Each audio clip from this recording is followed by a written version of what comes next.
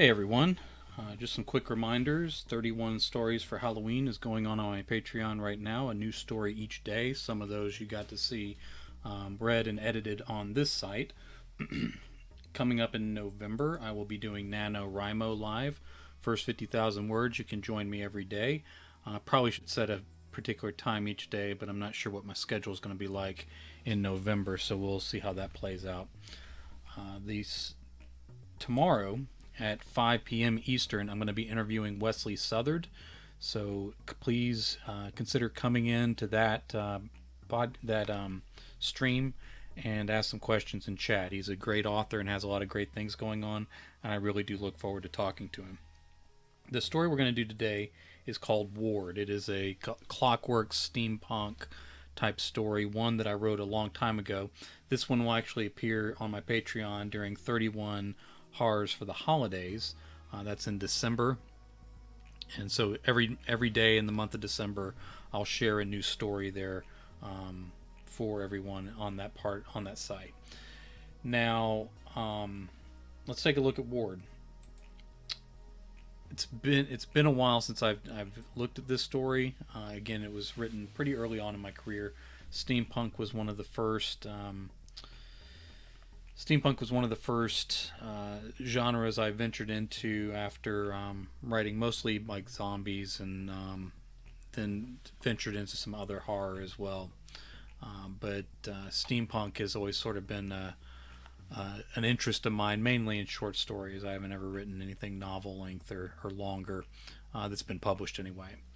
All right, so this is Ward by J. Wilburn. Spare lifted his copper head edged with black stripes out of the tall golden grass. The bulbs of his eyes twisted on the gears behind their sockets as his focus ratcheted from the tall blades to the burning structures in the distance.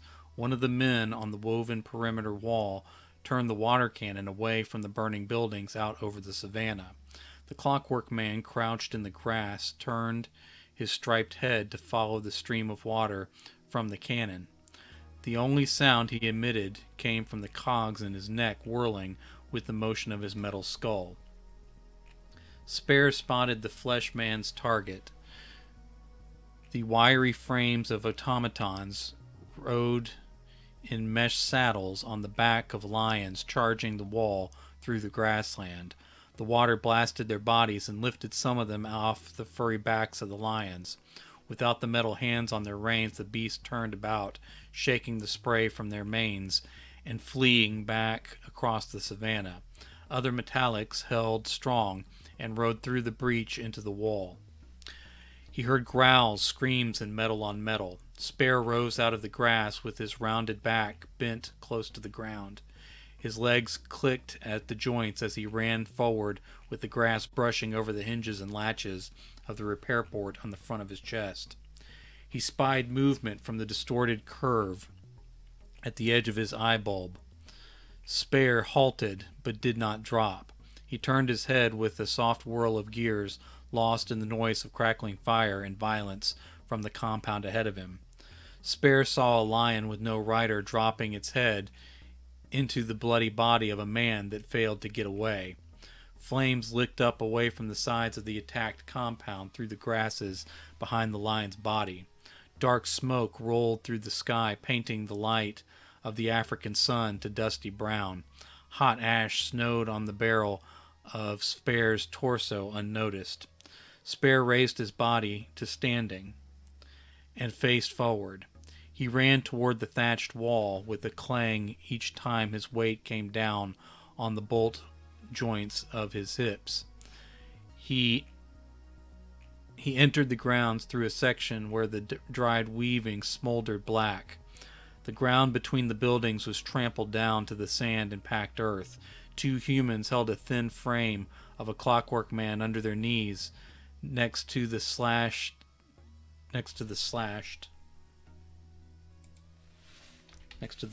body of a lion.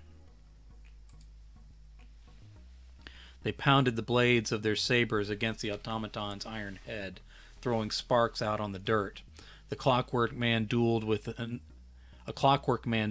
another human broadsword to saber until they backed into the burning hut. The man screamed as the flames charred his skin. The mechanical attacker took the opening to drive the point of his sword through the flesh and ribs of the burning man. Spare scanned the grounds with his eyes twirling in and out between various objects. The conveyors and steam trunks continued to whirl and hiss even as the machinery's human operators bled on the ground and their huts burned. The raw ore tumbled through the grinders and then spun down the corkscrew ramps, separating the worthless rock and uranium from the invaluable minerals of aluminite, rutile, ground salt, and tin. The collector filters dumped the minerals into the carts to run along the tracks into the sorting house, which used to be operated by automatons before the rebellions. Spare looked away from the processing works and the bloodshed around him. He waited. He heard a single high whimper over the chaos, and he charged through a raised hut with a burning flag waving over the grass roof. He leapt onto the platform without using the short ladder. Inside, he approached the basket on the polished trunk at the end of the bed frame. Another cry rose from inside the wicker. The clockwork man's eyes ratcheted as he peered at the blankets. He paced forward with his brass fingers open. Spare clutched the blanket and pulled it away from the face of the baby boy. The infant's face was wet with tears, and his cheeks were splotched red with rash. He heard the floorboards creak behind him.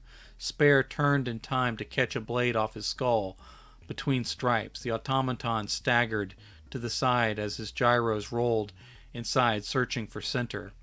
The man glared into Spare's glass eyes from under the broad lid of his adventurer's cover. The man raised his saber in his left hand over the automaton's head. Spare lifted his brass hands to guard his head and body. The adventurer lunged forward with his right hand. Spare saw the point of a trench knife too late. The spike of the knife pierced the barrel of his body just above the repair hatch. The knife sank in 3 inches before Spare seized the human's wrist. The point sheared against the side of a fragile cog inside the automaton's clockwork. He felt the fine wheel from the teeth of the gear inside to it, and the gear next to it. Spare's engine slowed and stuttered. His eyes lost focus. The man laughed and brought the saber down over the baby's basket. Spare threw out his arm over the baby, and the saber took a gouge out of the clockwork man's arm. The baby quivered at the noise and began to wail. The man raised the saber. Spare closed his fingers around the wrist, holding the trench knife. The man joined the baby, screaming as the bones shattered. He released the trench knife, and the spike remained suspended in Spare's chest, foiling his gears. The man brought the saber down over the baby. Spare blocked it again with his metal forearm. The automaton released the broken wrist and grabbed the man's throat. As Spare squeezed, the man dropped the saber to the floor, lowering to his knees, and his eyes lost focus. Spare released him and let him collapse. The baby stopped to take a breath and continued screaming. Smoke wafted in through the open doorway. The automaton staggered. He pulled the spike out of his chest and shuddered. Spare had opened his hatch and reached inside his body. He tried to force the tiny cog back into place, but the stubborn teeth refused to align. Spare dropped to his knees. He inserted the point of the trench knife into his open repair hatch. His hands became unresponsive and lost sensation. He fumbled to get the point between the minute teeth. He twisted, creating a grinding noise from the uneven clockwork. His head dropped and he couldn't lift it. He twisted again and felt the cog pop. The gears turned slowly. He dropped the spike on the floor between his knees. Spare remained still as the baby cried above him. His fingers twitched. His glass bulbs twisted, and Spare lifted his head. He closed his hatch and stood. Spare lifted the baby out of the basket with one of the blankets and swaddled the child. The baby gasped for air but stopped crying. Spare cradled the boy in the arm with the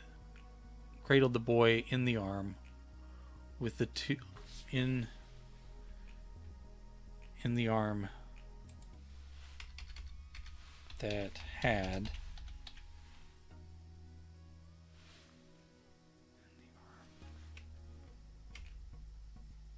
had the two slash marks from the saber like new stripes.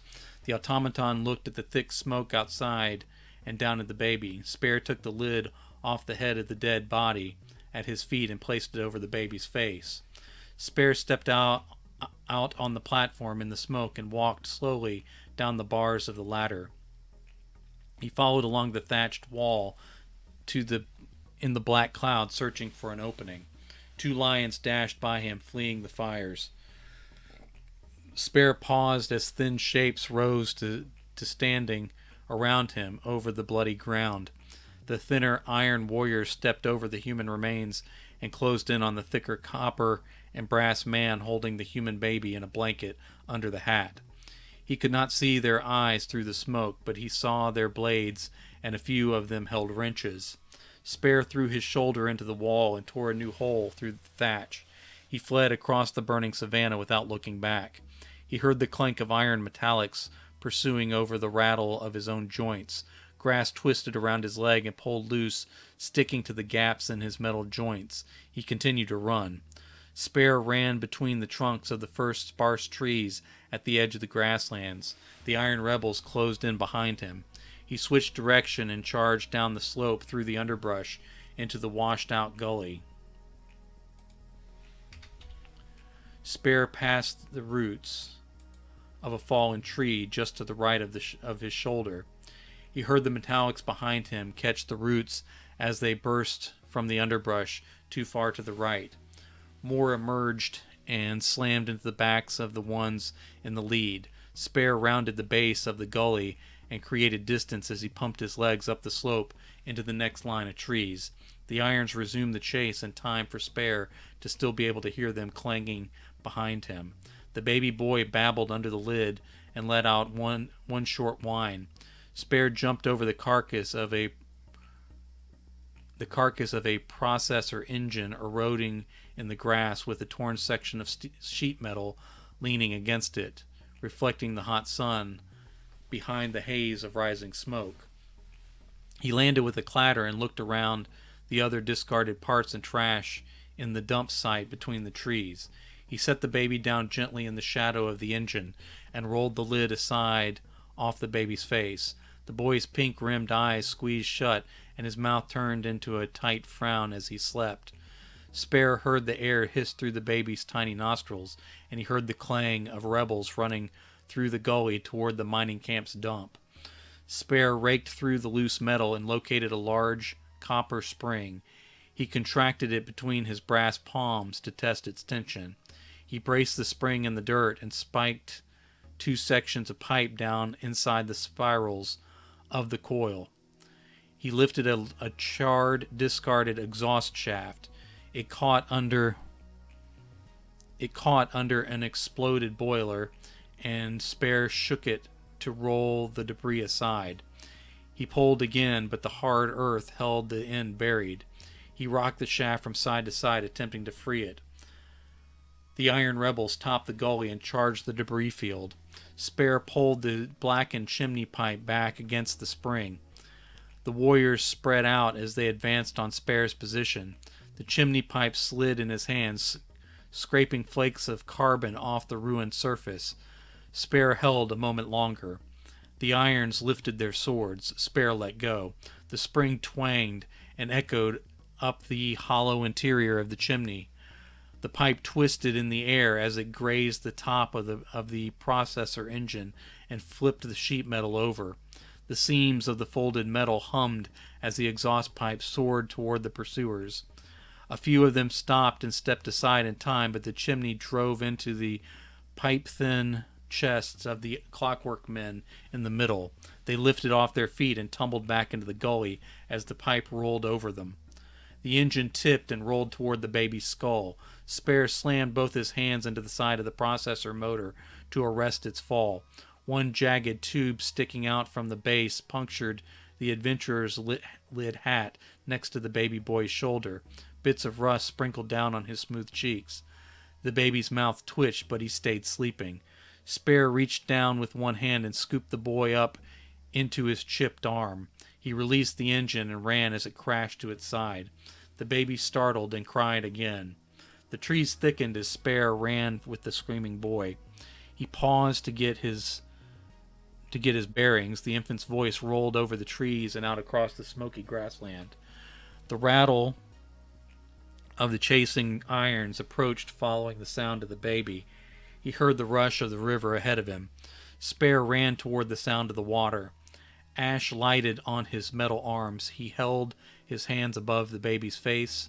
The thorns pulled across his legs where blades of grass hung with his joints.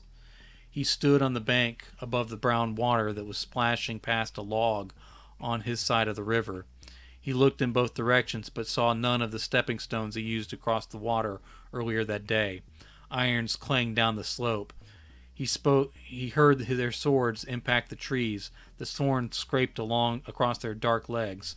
Spare felt the breath against his fingers as the baby cried and turned down his quivering lip, showing smooth gums.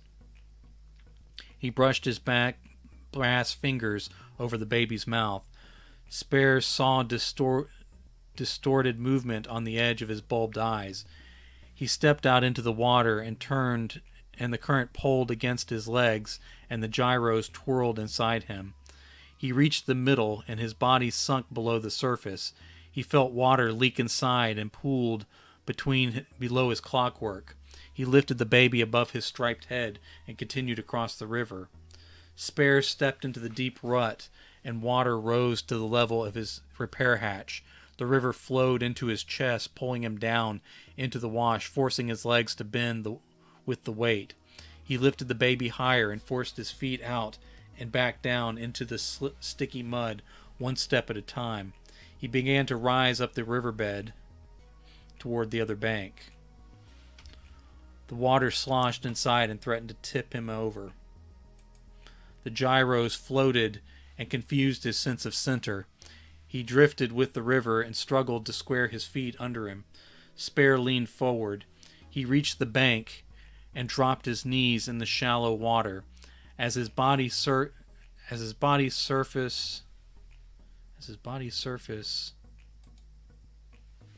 what am I saying here? As his body surface water drained out of him on the edge of the river. As his body surfaced, okay, there we are. It's confusing when you leave out one letter. As his body surfaced, water drained out of him on the edge of the river. He crawled up onto the bank and grabbed the trunk of the closest tree to keep from slipping backward into the river behind him. The gears in his neck twirled and popped as he turned his head. Over his shaking shoulder, he saw the opposite bank lined with iron clockworks holding swords and wrenches. He could see their eyes had 3 segments and flat lenses like spyglasses.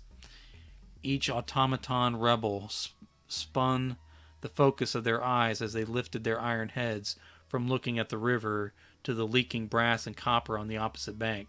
The boy whimpered. Spare saw their eyes twist out further as they focused on their arms and the baby he held. They raised their swords from their sides. Spare turned his body to block their line of sight. He pulled 1 foot under him, with water washing over his joints from the seams of his body. He lumbered to his feet and gripped the tree. His glass bulbs turned a few degrees in their sockets as he squared his feet. One of the iron warriors turned and re-entered the brush, with the dark smoke spreading across the sky in the background. Others took another look at the river before they followed back toward the burning compound. Spare twisted his body. I don't need to say back here. I say back too many times. That's a general problem I have. Spare twisted his body away from the water and climbed up through the trees. He felt the joints misaligning. One of the bolts locked, and he couldn't rotate his hip past center. Spare limped on from one tree to the next. The grassland opened back up into broad savanna, leading up the wall of a high plateau. At the edge of the trees, Spare stepped out between a long line of poles with the heads and skull plates of dismantled automatons mounted at the tops. They ranged from iron to copper to bronze. Bronze had not been used in the construction of automatons since before Spare was assembled. The ground around the poles lay cluttered with the broken parts of various models. Spare took 2 more steps before both his hips locked. He felt water slosh as he fell. He tried to grab one of the poles but missed. Spare caught himself on the ground with one hand and turned to keep from falling on the baby. The boy moaned and his eyelids fluttered. Spare set him down gently in the grass, and the baby stuck out his bottom lip. The automaton spun his bulbs in their sockets in and out rapidly. Spare could not register what he saw in the motion, but he heard the baby coo. Spare stopped and let the bulbs focus normally so he could see the baby's gums in his open grin. The infant stared at Spare's shiny, spinning eyes. Spare pulled himself forward along the ground to the pile of parts. He fished through until he found 2 mismatched legs, which were at least close to his make. He had to search longer for the hardware and found poor substitutes. He put scraps on his body using sharp metal to loosen the bolts. He achieved enough give to twist the bolts and remove his legs. He added them to the pile of parts. Spare bolted on the first replacement leg and it engaged immediately. He pulled the joints in every direction. He slid the bolt in for the second leg but couldn't align the threads. He bored down until it popped tight. He could lift the leg, but the joints wouldn't respond. Spare opened his repair hatch and reached his fingers down into the water. He managed to adjust the submerged gears and felt the tension give in each joint. Spare closed the hatch and cradled the baby in both arms. He stood and walked with an uneven but steady gait. Wrong kind of gait. He passed between the pikes and metal skulls until he reached the base of the plateau. Spare waited as the infant babbled. He saw the humans lean over, aiming the mounted water cannons down at him. Spare lifted one open hand and turned the baby away from the aim of the cannons. The men looked at one another high above before turning the bores of the cannons aside. A pulley arm swung out into view, and a basket lowered on cables until Spare could step inside. The cables jerked and the basket spun as it lifted. The clockwork man felt his gyros bob in the water trapped inside him. He sat the baby down and held he sat down and held the baby with both arms. The crane swung back in and Spare crawled out of the basket slowly at the top of the cliff face. More humans ran toward him from the gates of the compound a few meters from the edge of the plateau. Spare waited. A man with a handlebar mustache wearing a linen duster snatched the baby from Spare's arms. The lady beside him wore a corset that had missed a few eyes in the lacing. Her hair hung loose around her face in a way Spare had never seen. He had also never seen her outside the camp fences except in the family Zeppelin. I have an extra space here.